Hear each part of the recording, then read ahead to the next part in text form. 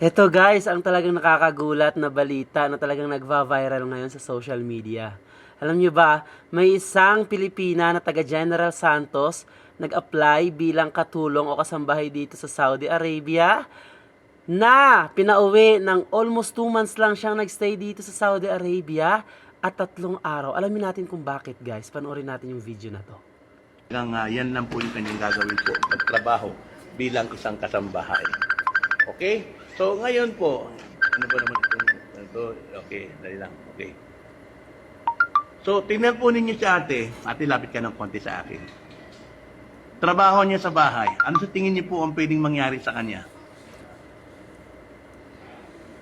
Oh, ayan, tingnan niyo po. At ate, taga saan ka? Jensen po. Taga Jensan. Ilang taong ka na? 25. 25. First time mo mag-abroad? First time. First time mo. Hindi ka ba natakot na ganyan ang itsura mo? Pupunta ka ng Saudi, magtrabaho ka sa bahay? Kaya guys, kung kayo mag-a-abroad, siguraduhin nakasaklob lahat.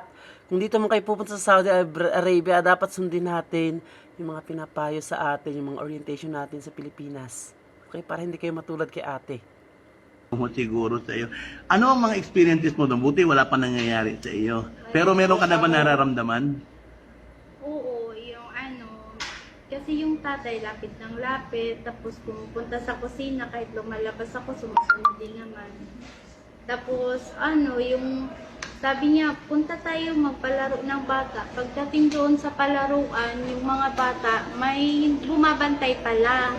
Tapos ako, dinadala niya ako, sabi niya, balik ka, punta tayo doon. Ganon. Di pala ako magbabantay ng bata, sinasabay niya ako kung saan siya. Oh, nakita mo?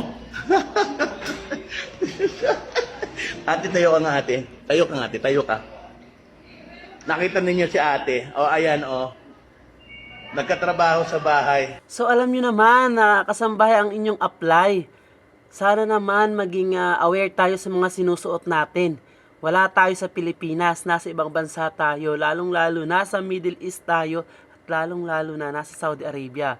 Alam niyo naman yung mga culture ng mga bansang pinupuntahan nyo. Alamin nyo, mag-research kayo guys.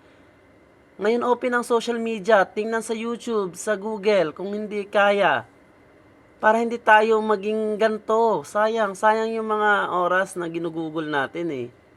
Diba, trabaho ang pinunta natin dito guys. Sa iyo, nagselos sigurado yun. Tapos sabi ng babae, balik ako ng agency. Pero sabi ng tatay, hindi daw ko payag. Uwi na ako ng Pinas. Kaya pinauwi ako ng Pinas. Hindi to kasi nagpapayag na ibigay ka sa iba. Kaya sa So, ngayon ate, itong gagawin natin, ha? Okay. So, ate, ha? Tama na yung pag-abroad mo ng Marami namang ibang trabaho. Huwag na sa bahay, ha? Natatakot kami para sa iyo. Mabuti na lang, 3 buwan ka, 2 buwan ka palang mahigit, uwi ka na sa Pilipinas.